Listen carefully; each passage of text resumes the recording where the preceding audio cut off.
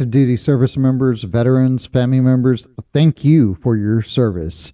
And thank you for listening to Return to Roots Mil2Vet Resource Podcast, where we document our shared experiences, stories, and transitioning and reintegrating from the military to the community. Hosted by two transitioning service members, myself, Chris Elder, and my partner in crime, Jonathan Hernandez. For more information, go to mil2vet.com. If you have little ears, ensure you listen to the content before you allow them to listen. And if you are in crisis and homelessness, suicide ideations, or incarceration, dial 211 Courage to Call for assistance. Now, stand by for the sound of freedom.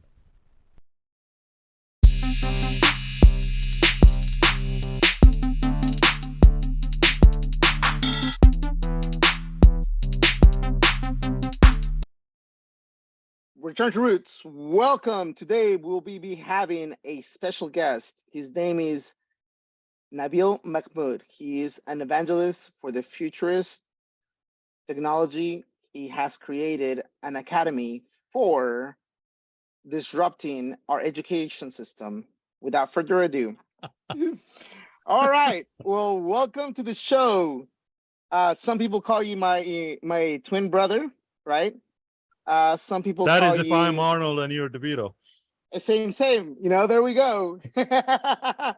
Some people call you the Futurist. Some people just call you brother. Welcome to the show. Tell us about yourself. Who are you? Well, Yogi, for starters, thank you very much for inviting me on your platform. Wonderful to be out here. My name is Nabeel Mahmood. I'm one of the Nomad Futurist. And basically a technology disruptor. I've been in the technology space for roughly about 25 years, give or take. Unfortunately, and as you heard me speak at the last event we were at in Southern California, I have not had the opportunity to serve the country in the capacity that you guys have. So for starters, I want to thank you guys for doing what you have done in the past and continue to do, and every serviceman and woman out there that continues to give us the opportunity to live the way we live in America. So thank you very much from the bottom of my heart. Having not had the opportunity to serve the country, one of the things that I've realized is that what we've got here and the quality of life that we've got in America, that's not easily available anywhere else in the world. So we've got to be thankful. We've got to be empathetic towards servicemen and women that continue to serve and come back or try to come back to the civilian world. So, I'm typically not lost for words, but in this case, I am. I don't know, man. I mean, it's just very, very inspiring for people putting their lives out to protect hundreds and thousands of lives and to give us the quality of life that you guys continue to do. So, yeah, I mean, I've got goosebumps right now. Anyhow, what do I do for a living? I've been in the information technology and the data center space for 2.5 decades. Like I said, I started my career in the software business, developing biometrics and retina scanning and security application. Then got involved in the technology stack, then eventually got moved into the physical layer of the physical data center space. So I've been doing it for a few years, and have had an interesting journey over the years. Learned a lot about all the silos that we've got in space, and potentially we'll get into that and the number of opportunities that are available for the vets to come into our space and what we're trying to accomplish. But at the end of the day, the way I look at it is that I'm in my final inning. This is it.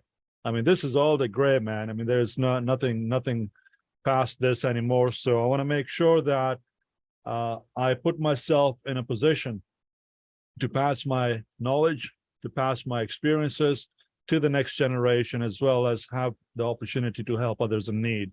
So that's the purpose of the remainder of my life. Well, that's very charitable, and thank you for everything that you do too. And your vision and your mindset and your goals to help not just you, but also the community and the rest of the world. So we appreciate that, and we thank you. Oh, you're welcome. Anything for you, Yogi. So how did you get into technology and futurism? What got you inspired to go into all that? It was not my choice, purely an accident. I was supposed to be doing something else. I was a professional athlete, supposed to play cricket for a living, but sometimes life doesn't give you the right cards, and I got the worst cards in the stack. So basically, at the age of 19 and a half, I was told I could never walk again. I used to play polo, fell off the horse, and my L1 through L3 had to be infused, and my left leg had compound fractures whereby I could potentially never get back on my feet. It took me roughly about 9 months to convince myself that I could do it, got back on my feet. So there was no athletic career in front of me anymore. I had to get myself together and figure out what I needed to do. And technology was not a passion at all. It was not even on the radar. I figured I could be Jerry Maguire. But unfortunately, I couldn't really find that passion of, baseball or American football. So, what was left was technology on the radar. And yeah, I found passion through necessity. I found passion through doing it and getting it at the foundational level. Something that we have found very recently is that members of the teams, any sport, no matter what it is, they suffer through a similar issue when it comes to a transition that we face, right, in the military, because you go from having basically your entire life dedicated to a team, to a sport. That is your identity. That is who you are. And then from there, just in a matter of seconds, right? You don't see it coming. And even when you do it, you always know that there's going to be an end, but you never think, even when you know that there's a timeline, you're not ever ready, right? And then when you start that transition, your identity is stripped, your whole sense of purpose, everything changes. So it's, for our audience, right? It's one of those things that no matter that you haven't served, you still have gone through the same part in the same process. And now you're, not only did you do the technology thing, but now you're continuing to serve and continuing to give back, which is what most military members after the transition, they find their way back to helping and serving the community. Absolutely. I think, that transitional period is the most complicated, the most difficult period of anyone's life, especially if you don't have anyone to talk to or guide you through. Unfortunately, the era that we have grown in, be a man, deal with it. Men don't frickin' cry. There's no tears in your eyes. I mean, that's what we're frickin' taught. I mean, the societal influences, it's total frickin' rubbish. Pardon my French. But it's okay to cry. It's okay to be vulnerable. I mean, flipping took me 25 years and 3 heart attacks and flatlining twice to figure that shit out. So yeah, I get it. I mean, it's not just transitional piece of it and trying to figure out who you're going to be as you transition out of something into something, but it's really something that you want to do. And the level of complexity that comes along with it, yeah, there's this level of depression, anxiety, stress that all piles up because of the social influences and expectations. So, as much as I can say I get it, I don't, because the way I look at it, Yogi and Chris, your level of pain and your level of tolerance of pain, therefore, is much different than mine and thousands of others of people. So, you might get hurt because you picked a rose at a rose bush, and I freaking might be able to take a bullet. You can't really compare experiences in pain, but we should be able to learn from each other, and we should be able to help each other out through hard times. Yeah, I agree, man. Building a tribe is such an essential part of our transition out of the military, where we leave the confines of our brotherhood or sisterhood. It's really kind of like a fraternity if you think about it. The military you join, and then you're pretty much forged with a whole bunch of other service members, and you're just kind of forced into a family like environment. Yeah, some of it's dysfunctional, but which family is not dysfunctional? And I'll call you a liar. But the tribe aspect is super important, because that's who you lean on. And if you don't have other people to lean on, then you're gonna fall flat on your face. You said something pretty interesting, that you found your passion not by like going out and finding it, but out of necessity. Can you expound a little bit more on that, please? Sure. I mean, when you leave home, you don't have the family background or the support, and you're trying to prove a point that you can do it. You've got the skill set, the ability, the desire to do whatever you put your mind to, becomes that necessity. And of course, you got to be able to pay the bills. So you got to jump in pretty quick and learn how to swim, and not only that, become the best athlete ever. So with that in mind, let's talk about the Nomad Futurist Foundation. What is that about? Yes. So, I mean, I kind of alluded to the fact that I've died a few times. Not that it matters. Right? So being one of the executives at a company in California and having had 2 heart attacks on the job and flatlining for 4 minutes and 19 seconds resulted in me quitting that job and trying to find my purpose. What had happened during this whole, 16, 17 years of my career was that I forgot who I was. I had lost my voice. I did not love myself anymore. I was a glorified flippant slave. And the 2 heart attacks were a rude awakening. Like, holy smokes. I mean, you're taught over here to keep with the Joneses. You've got a lifestyle you're maintaining. You're doing this, you're doing that. But is that really what the purpose of life is? I mean, everyone here is trying to make the next buck. So I packed my bags. I said, forget it, quitting my job, and relocated to Hawaii full time to find my purpose. And in doing so, one of the things that I came across, like, isn't it hilarious? I mean, this is like totally flipping oxymoron. What I do for a living is technology, and I got to go to a flipping office every day and deal with the same idiots that are not willing to change. Like, screw that. Is this PG-13 or am I okay? No. You're good. You're good. Okay. Nah, you're good to get salty, man. All right. So, the journey started then to figure out, what is my purpose in life? What am I supposed to be doing out here? Why was I even sent to planet Earth? Now, of course, I wasn't trying to be Jesus or Aquaman, but gotta find my reason in life. I mean, are we here just to make a quick buck and then die? And what do we do? Is this life? And if that's life, I don't want to be living that life. So being in technology and developing a platform that you should be able to live anywhere, work as little or as much as you want to, built on the platform that we have developed and deployed, why am I bound to the 4 walls? Hence the reason Nomad. And I wanted to live a nomadic lifestyle, not travel around the world to go to a 3 or 4 hour meeting and then turn around and come back to America. No, I want to live a life where it's fun to experience the world and learn from other people and cultures.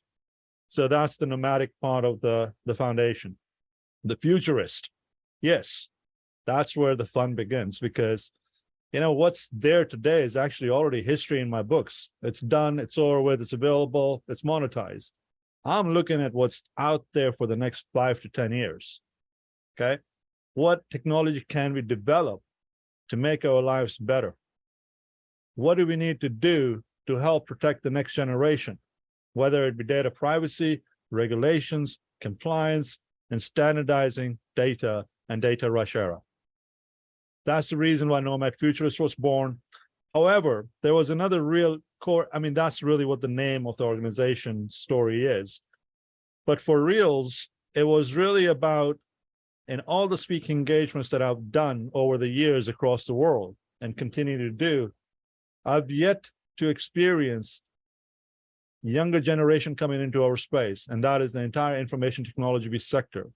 Okay, it is the fastest and the largest growing sector with the most verticals in its space. And we don't have enough people coming into the space at all. I have no idea what are they afraid of. But what I figured out, it hasn't been sexy. So having said that, I'm just trying to make it a little bit more sexier and get people and the younger people into our space.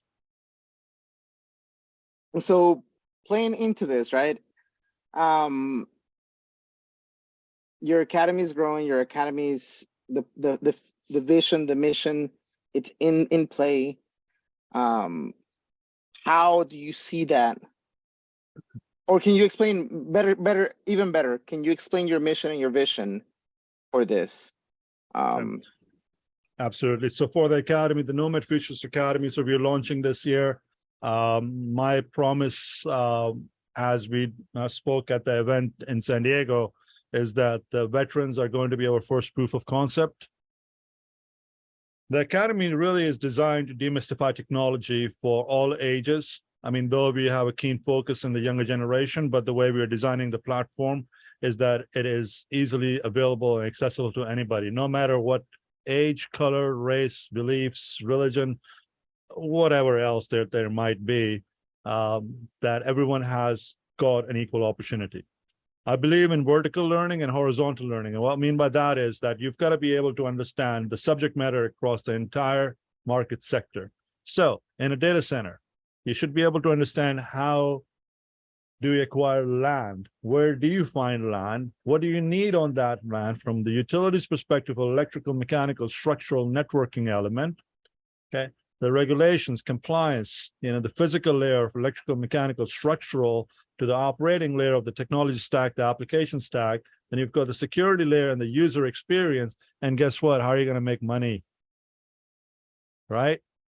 Now, when you have got a horizontal understanding of how everything works at a base level, then you'd be like, oh my gosh, well, you know what? I hate the mechanical part of the equation, but I could be the guy that is interested in electrical or electronics, whatever the case might be. So I will pick my swim lane and just swim that lane back and forth and be the next Michael Phelps, right? So that's where the vertical learning comes into play.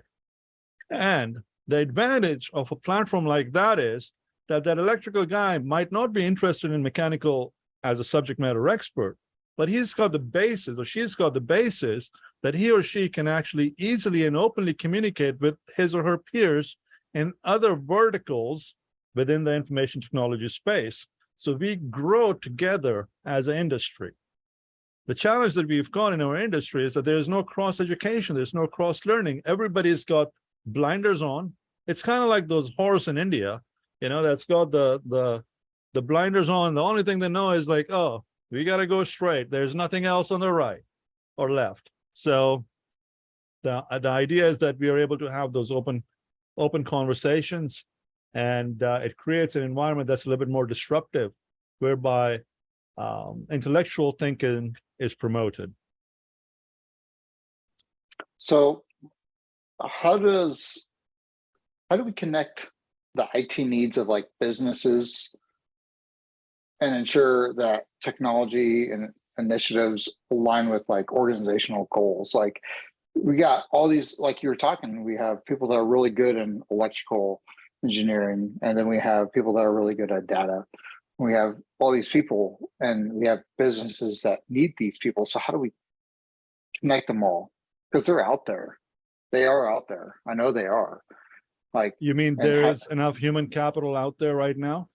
There is. But the problem is a lot of them just don't know about these other things because they're doing the you said, I'm trying to make IT sexy. Well, they're doing a lot of the non-sexy stuff, just existing. but how do we get their skills and tell them, hey, like the stuff you know is actually reasonable and is marketable, and how do we connect them with people out there? Well, for starters, if you know of those people, send them over my way. I mean, in the entire IT space, this is the biggest challenge. The industry is afraid of how are we going to address the human capital deficit as we move along. It already comes down to awareness. Right now, where we are at in this time and era that we live in, is it's still the old guard managing the businesses. They don't understand the value of data and where the industries are headed. So I believe that we have entered the data rush era, just like the gold rush era, okay? And it's a wild, wild west. Nobody's got any flipping idea what's going on and where the future is headed. It's about educating people. It's about educating the senior leadership. It's about making sure that they understand the value of data and the fact that without data, there's no business on a go-forward basis. I mean, a couple of examples I can throw out here would be, you guys know who the largest catalog business was 5 years ago? Oh, 10 man. years ago? 10 years ago, I would say Sears is one of the largest ones in the historically, but they're no longer the largest ones. I know that. Amazon would probably beat everybody out. Absolutely. What killed them? Their inability to grow. No, it wasn't their inability to grow. It was their lack of understanding of the value of data. Blockbuster. And that, I honestly, and that is exactly right. They just, in their mind, they couldn't see what was actually changing in front of them. Just like Blockbuster, like you just hinted towards, Blockbuster, Netflix, Hollywood videos, all these places, they lacked the ability to see what was happening right in front of them. It was literally changing right in front of them, and they laughed at all the people that were making all the changes. Oh, I mean, Netflix was actually almost going to be bankrupt, and they tried to sell to Blockbuster, and Blockbuster CEO laughed at them. Well, guess who is laughing now? Yep. I was just watching a Arnold Schwarzenegger TV series on Netflix. Never thought I'd ever see Arnold Schwarzenegger in a TV series like that. Netflix is a beast now. Indeed, it is. Yeah, yeah. And I mean, those are just high-level examples that are in front of us. And there's plenty more, and plenty more will come. I mean, manufacturing is going to change with all the robotics and automation. It's the old guard that's so set in their ways. It's kind of interesting. In a lot of speaking engagements, a lot of people that I meet up with, there's still this mindset of the old executives, like, we measure our success by the number of cars in the parking lot and the number of bums sitting in the office space. That's not success. Come on, man. Man, they're promoting that American dream, where you go to work and your inside dies. Yeah, it reminds me of the Office Space. Where's my stapler? I tell all my people I need my ID 10T forms filled out, please. So with that, so you see the future coming, you've been experienced, you gather all this data, you're teaching, your university is going to be revolutionizing the way of education. What should our listeners focus on with this massive tidal wave that's coming that some people don't see happening between their eyes? I think the first thing to get started was the fact that data is going to be there forever. So understanding the value of data. The secondly is trying to find your swim lane, right? I think there's this fear factor that, oh, I'm not a data scientist, or I'm not an electrician, I'm not an electrical engineer, I'm not smart enough. Well, guess what, guys? I mean, being in the military, you're smarter than the average bear. I mean, let's start with logistics. Civilians suck at logistic. I mean, come on, right? Like you guys, if you're serving in the army or any of the military units, you probably moved a dozen times. Okay. You know logistics 101. I mean, you can freaking move across the world in a heartbeat. You've got a process down. Well, that's an opportunity. We move a lot of data, whether it be at the virtual layer or the physical layer. There's an opportunity out there. Okay. I mean, let's look at the Navy nukes. Gosh, I mean, you're working on nuclear stuff that will freaking blow shit up. Oh, sorry. You're good. You're good. You're good, bro. We get salty. It Yeah. happens. Yeah. And we can't even power a freaking substation. I mean, that's like, come on. I mean, how long does it take, or actually conceptually even, to get a nuclear substation right next to a data center right now? Like No. 7 years just to get a flipping approval to put up, a 3 to 4 megawatt of nuclear substation. Well, that's in every bloody sub. And that's the greenest energy that you're ever going to find. Exactly. It's the cleanest energy, and it has way less environmental impact than all these other resources that we use to create energy. So I mean, that's a great opportunity for those guys and gals that are doing that. And I can come up with so much stuff there's so much opportunity. I mean, racking, stacking, for instance. You don't know what a data center is? Come on out. I'll find an opportunity for you guys to rack and stack data centers. Well, I mean, Kirk is doing that. Okay. So there are plenty of opportunities, and it doesn't really matter what your background is. The only thing that I care for, 2 things: discipline, GSD, get shit done. Okay. And the desire to learn and lead by example. That's it. Everybody else, or any other skill is welcome. Right.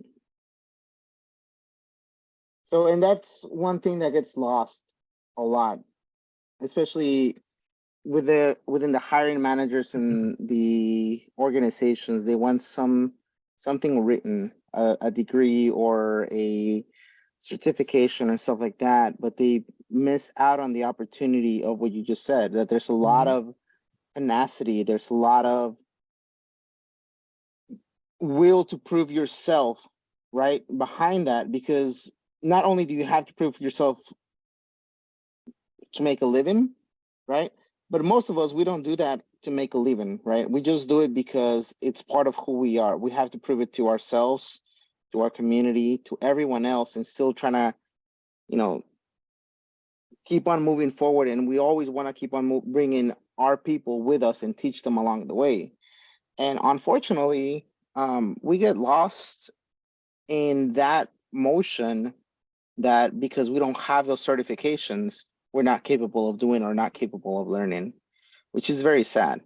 So I'd like to thank you for highlighting that.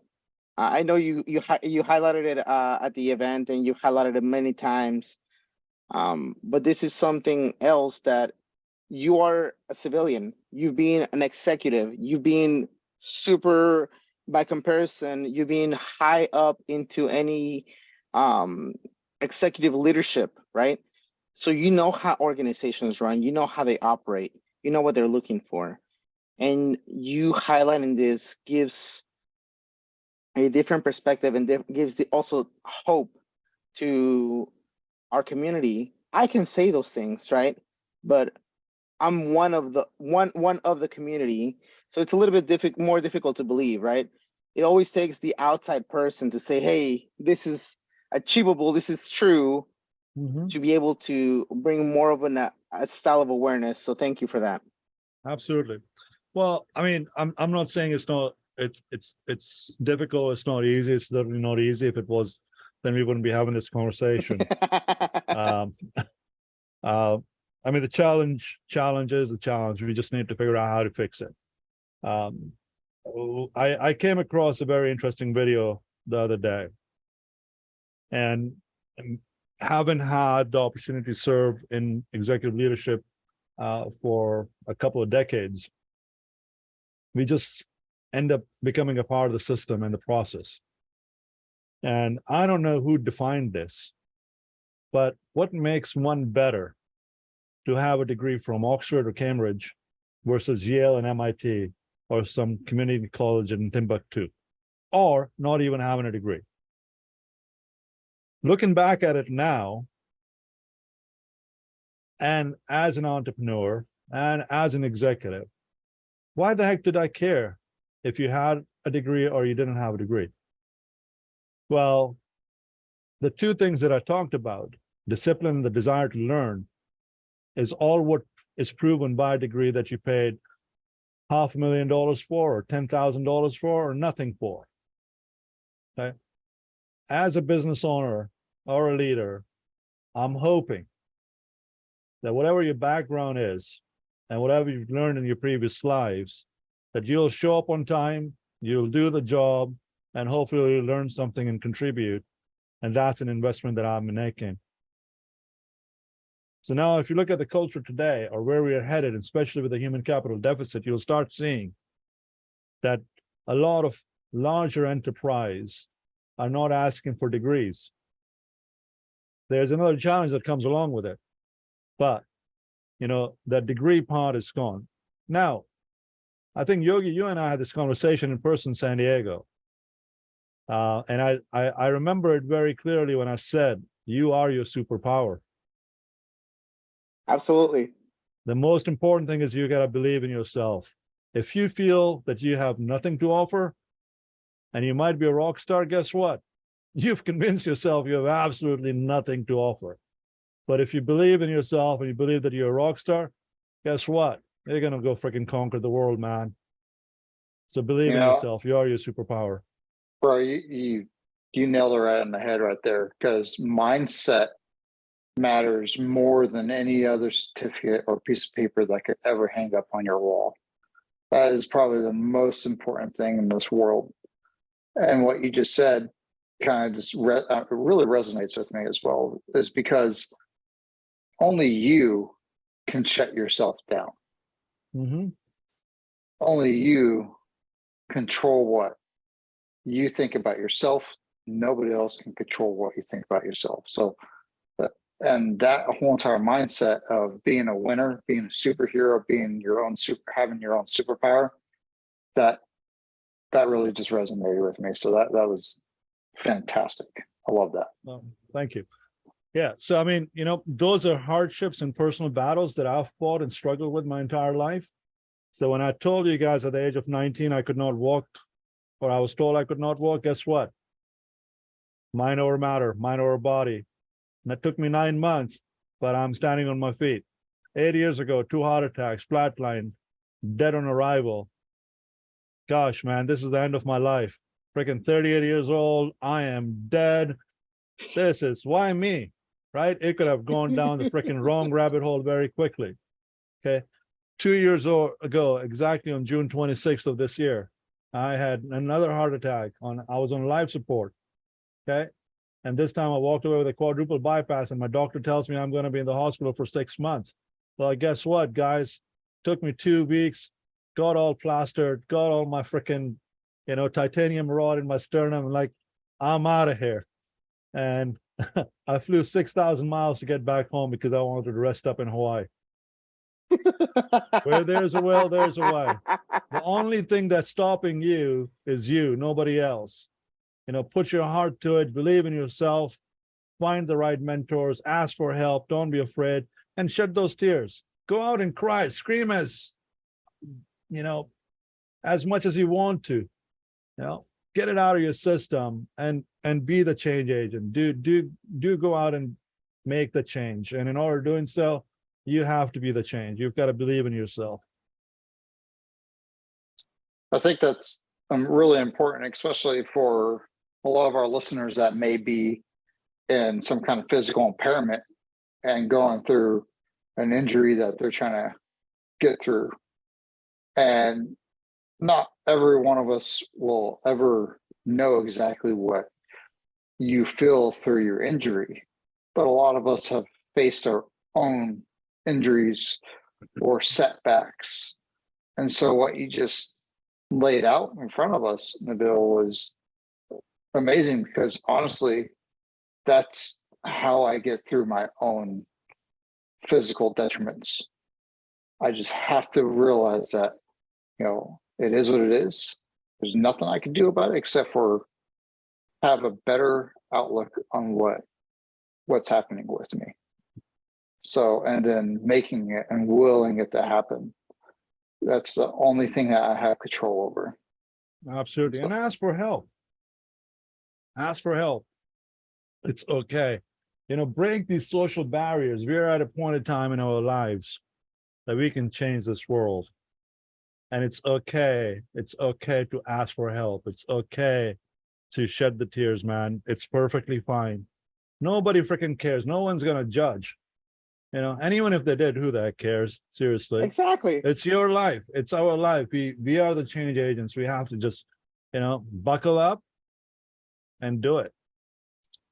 I would sometimes argue that you can't really have significant change if you don't go through something that forges you. So a lot of people live these sheltered environments and sheltered existence. They can't be forged into anything until they get put into the fire. So I think one of the great things about a lot of us military folks is that as we're coming out of the fire. And a lot of us don't realize that we've been forged into something that's very useful. Mm-hmm. So a lot of us have the aspect of, I'm only good at this one specific job. If you're an air traffic controller, you think that that's all you're good at. If you're an infantryman, you think that that's all you're good at. If you're a logistics person, or if you're a medic, you think that that's all that you're good at. But there's a lot of different things out there that you have skill sets towards, and that you've been forged to do. And what you just said earlier about being your own superpower means that you could literally take that skill and apply it to anything else. And it sounds like, from what you're saying, there's a lot of empty space in cyberspace and a lot of potential for people to turn data into gold. Absolutely. What you're just saying. Absolutely. So what would be your number one advice to these transitioning service members that have no experience? And I'm talking to my infantrymen, I'm talking to my heavy ACs. equipment operators, talking to my AMEs who like to sit upside down inside the cockpit. You know what I'm saying?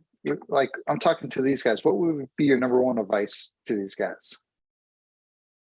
As it entails to a career, the only industry that's got any constant growth in front of, that's the information technology sector. So get involved in some capacity, whatever that is. I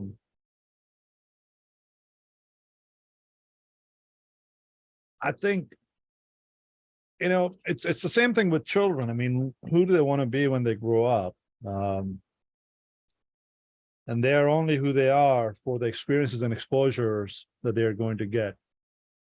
So I believe a part of it is our responsibility as people that are currently in the space to give these folks that exposure in some capacity. But at the end of the day, we can't really do anything unless they're willing to join forces. They understand the value, whatever that is, right? It could be monetary, it could be spiritual, it could be personal, it could be a multitude of reasons. So I would encourage people, and especially folks that have served the country, to at least be open to the idea that the information technology industry is the only industry that's going to go double digits over the next several decades. It is the only industry that's going to guarantee them a job in whatever capacity that they might be joining this sector. The industries around us are shrinking, from discrete manufacturing to farming. It's all going to be automated. Oh, actually, not all. Most of it is going to be automated. So who's going to do all the automation? IT sector will. So there is an opportunity in some way, form, or shape. So be open to the idea. Don't be afraid that this is a very technical industry. It is, don't get me wrong, but you'll learn. If you can learn how to operate an AK-47 or drive a freaking tank or fly an airplane or land an aircraft on a freaking, what do you call that? A carrier? Aircraft carrier, yeah. Yeah, and put your lives at stake. This is ones and zeros, man. It's freaking bunch of numbers. We can do this. So don't be afraid. Nothing is gonna blow up. Maybe. Nothing, maybe. What? That was in parentheses, maybe, Yogi. That's only when you want it to. Yeah, so don't be afraid of the industry. Be open to the idea of trying something new. And don't be afraid of failure. The way I look at failure is its first attempt in learning. So be okay with the failure, ask for help, look for mentors, and be determined. That's quite a lot of things, I would say. Just a little bit. I mean, for a big guy like you, I mean, that comes with the territory. Yeah, there you go. So I want to say something to you. Yeah.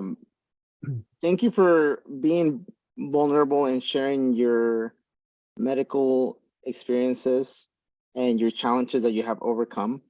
I know that that's not something that you talk about very openly, consistently, or anything like that, but I appreciate you sharing that with us. It paints a different picture on who you are, what you've done, and why you're doing things, right? Other people might see you, oh, he's just doing it for the money or whatever else, but that life is behind you. You don't need to. So thank you for having this good heart and maintaining it. No more heart attacks, okay? Please, no more heart attacks. I'm done. Yeah, I don't think my body can handle anymore. Yeah, next time I won't be Aquaman. I'll be freaking Iron Man.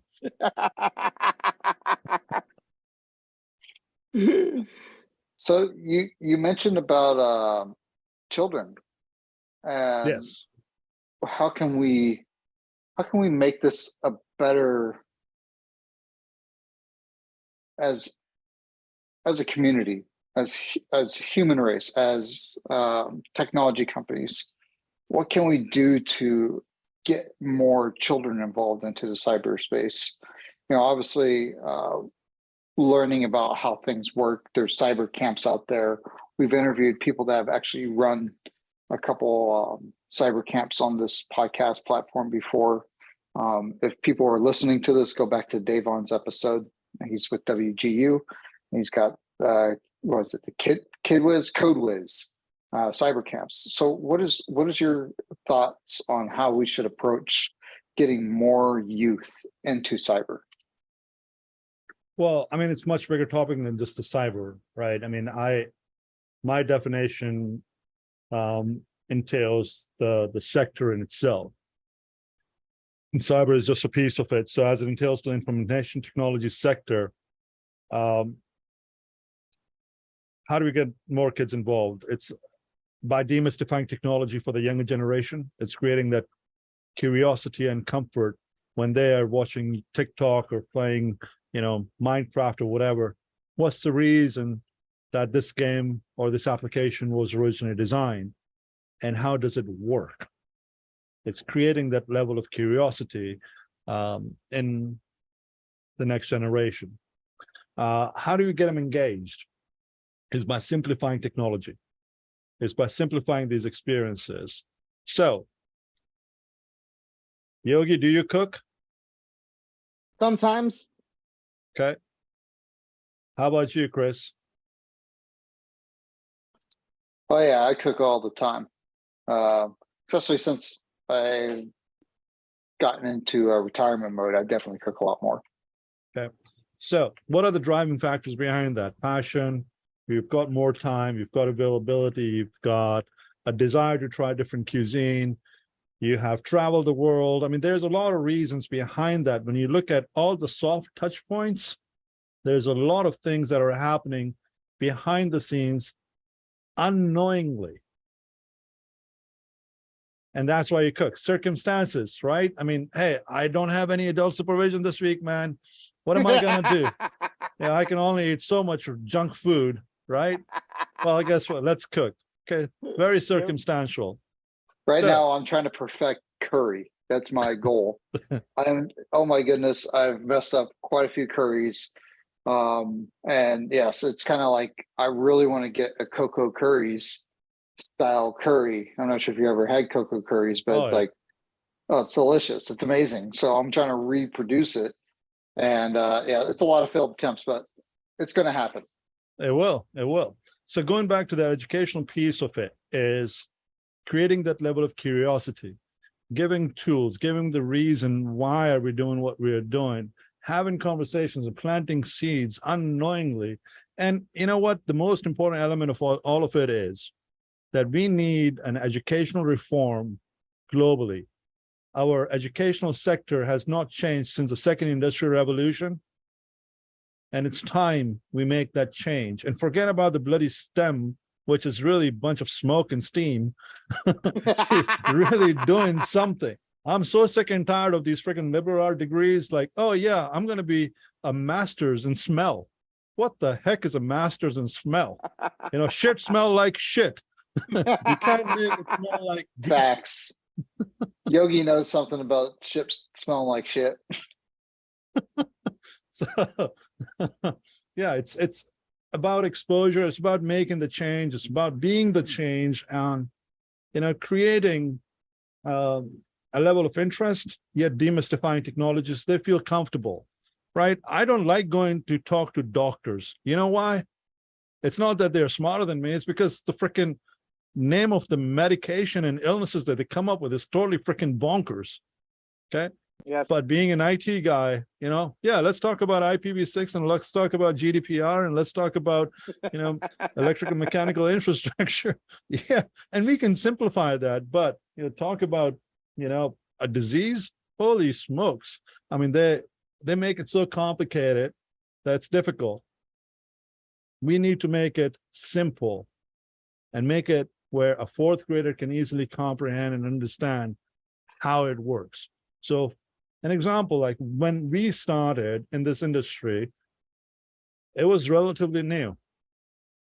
We got to at the basis of it. So if somebody's talking about telephony, if somebody's talking about SIP protocols or PBX, or somebody's talking about, you know, data flows, somebody's talking about connectivity, you know, foundationally, we've got that knowledge that we've developed over the last 2.5, 3 decades of computing because we grew into it. We just need to keep it that simple at the very rudimentary and foundational level.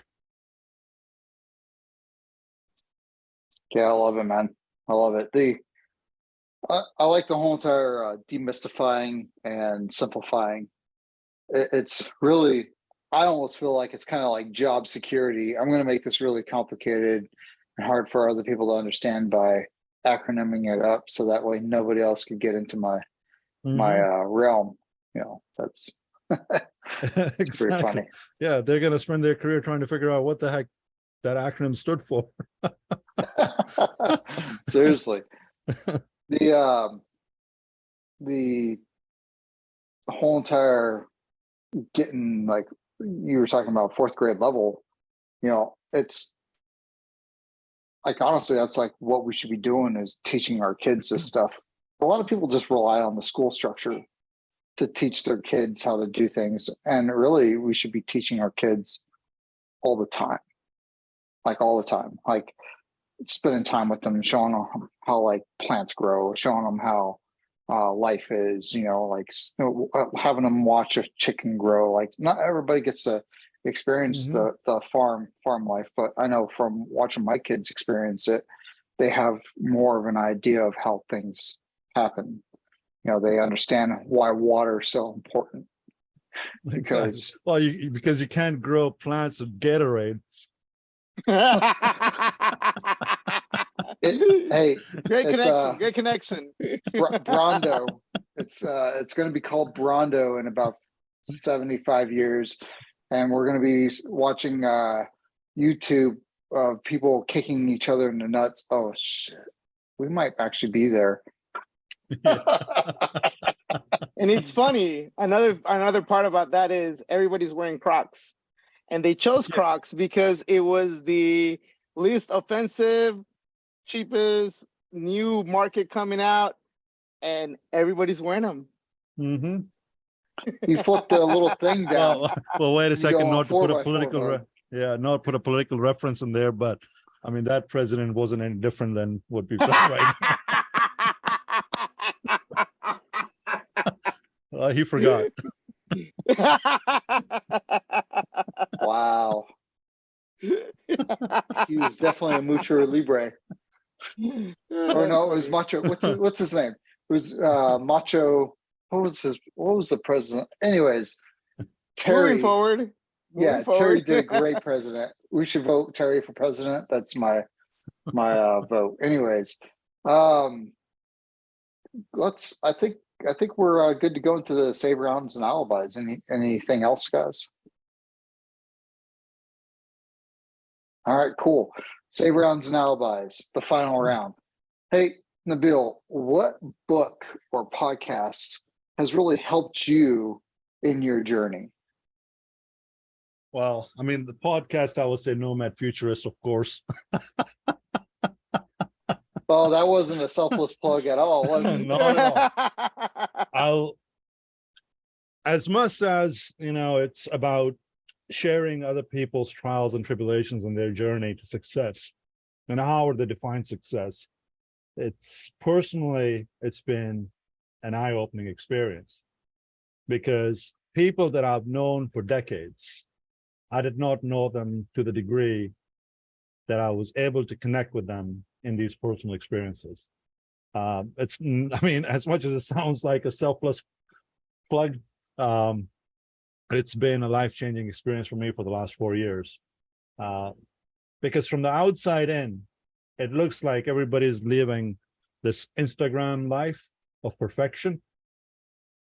And it doesn't really matter how high up are they in their lives and careers and how successful, whether it be on a monetary level or spiritual, personal level, everyone's struggled.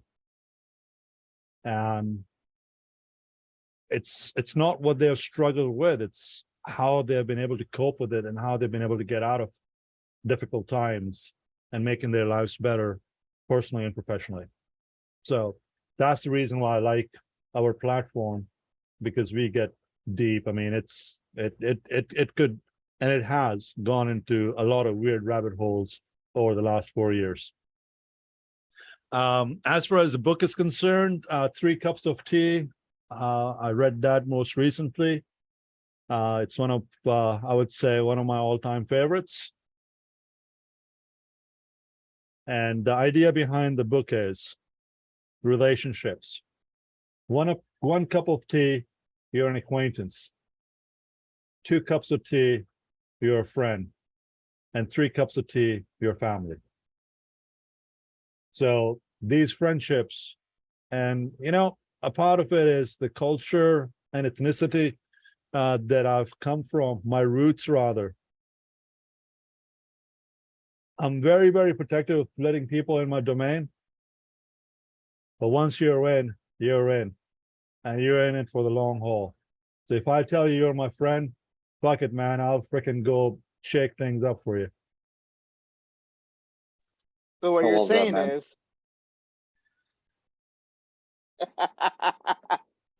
so with that being said, first off, I want to put a shameless plug since we put a lot of plugs in already. I love this shirt. Can you tell us about the shirt that you're wearing? Oh yeah, so these are my buddies at Overwatch. Yeah, and that was given to me by Yogi.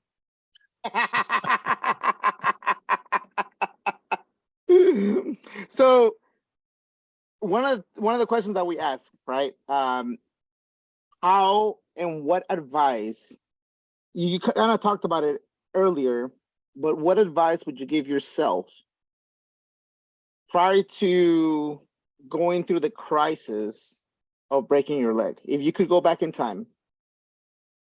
I mean, for starters, I'm very thankful for the life that I've had. I mean, even though it's been a very difficult journey, I would not really change anything because I would not be the same person I am today. Now, as it entails to advise at a young and early age, I would say listen 90% of the time. You got 2 ears and 1 mouth. Use the bigger asset that you've got. And be vulnerable. It doesn't matter if you're a man or a woman. Be vulnerable. Because if you aren't, you're going to try to be somebody that you aren't at the bottom of your heart. And it's always going to be difficult in developing close and personal relationships. And you'll always feel like you're justifying your existence in some way, form, or shape. So be vulnerable, be you. And if nobody likes you, fuck them. Because there's plenty of other people that will love you for who you are. And you can delete that. You can delete that. No. That's bro, that's not going nowhere. No, that's not going nowhere. I like that. Hey, I guess I can't run for office anymore now. Well, maybe they didn't like you. Yeah, I could care less. You just got to refer to rule number 3 there, all right? Exactly. Yep. You got it. I kind of we talked a lot about mindset. But let's talk about how you got into the current mindset that you're at today, where you're talking about planting seeds into people and growing other people so that way they could take over and keep running with what you got going on. What got you into that? How did you get into that mindset? So being an athlete, I mean, you can only run so fast, so hard, and there's only so many innings that you can play. And like Yogi said earlier, that this is not a forever game. This is going to come to an end. I just don't know when. I've had a couple of close calls, and not that I'm afraid of dying. I know it's going to happen sooner or later. I mean, it's the fact of life. It's the circle of life. It's going to happen. Okay. I also believe that I'm in my final inning. Like mentally and physically, that if it happens again, it's going to be very, very difficult. I mean, third chance, third lease on life in itself is very complicated. Your body just gives up. So I want to make sure, and having 2 kids, I want to make sure that personally, somebody shows up to my funeral and says, he was a cool dude. He did something right, I mean, just for my kids. I mean, not that I want to have a big legacy, but somebody just showing up, like one of my friends showing up and shaking hands with my kids and saying, your dad was a change agent and he did something good. He did something good for the industry or just something good for somebody. That would mean everything. That would solidify the reason of my existence. So another thing that I look at where I'm at in my life is like traveling from point A to point B. You can fly in a commercial airplane. You can sit in the first class or sit in the back of the bus. The next step up from that is to, have good friends that have got private planes and charter the plane. And then you're going to want to buy the plane. And then that plane is not big enough. Then you're going to freaking want to buy a bigger plane. I'm done with that bullshit. Okay? I just want to get from point A to point B and have a good quality of life. And that's all that matters. Everything else, it comes with a lot of stress. It comes with a lot of frustration, anxiety, depression, and a quality of life that I just don't want to have. I just want to be able to do good things and be a good man and a human being and, leave something positive for the next generation and my kids. So that's it. I mean, there's no other secret sauce. I'm very fortunate to live where I live and what I do. I could sail away, but then I know the minute I try to sail away, I'm going to be dead. So this is my purpose. And I'm not religious or spiritual by any means. It's kind of interesting. I had this conversation earlier today, but I do believe that we are meant to do good things for each other. If it wasn't for the politics and the social influences and stupid stuff that we are all fighting for, that's not even our calling or our choice. If we get rid of it and just live like good people, this would be a really fun place to be living in. Absolutely, 100%, man. And, I agree. It's all distractions. It's distracting us from our actual purpose. And that's why sometimes my advice to people out there that's listening, hit that little OFF button and go live your own life.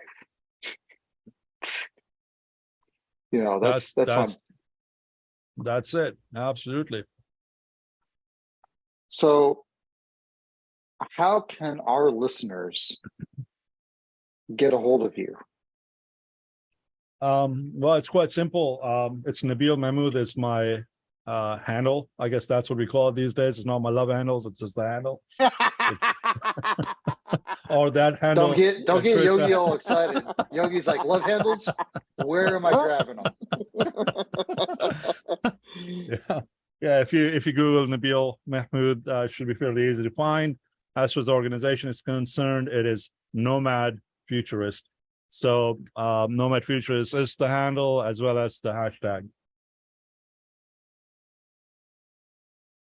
So with that being said, we thank you from the bottom of our hearts for everything that you're doing, everything that you have done, for opening doors for our veteran community, for being part of the change, for also helping change the world for our children.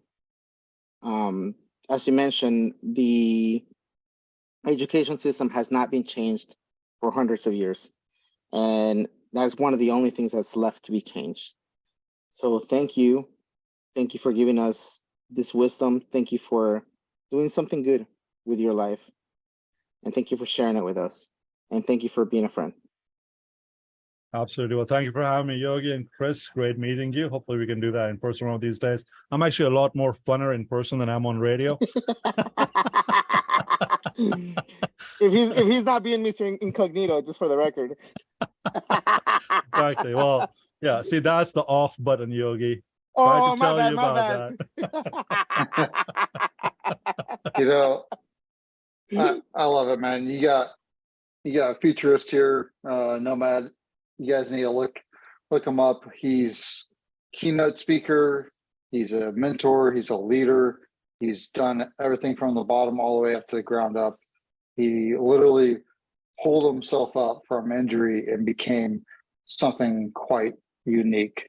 So check out his podcast, check out his website. You guys, this is a great honor to have Nabeel on here. Like Yogi said, thank you so much for coming on here. And I want everybody to listen to this, all right? It's not all rainbows and unicorns out there. It's your own transition, so take charge of it. Return to Roots, Mil2Vet out.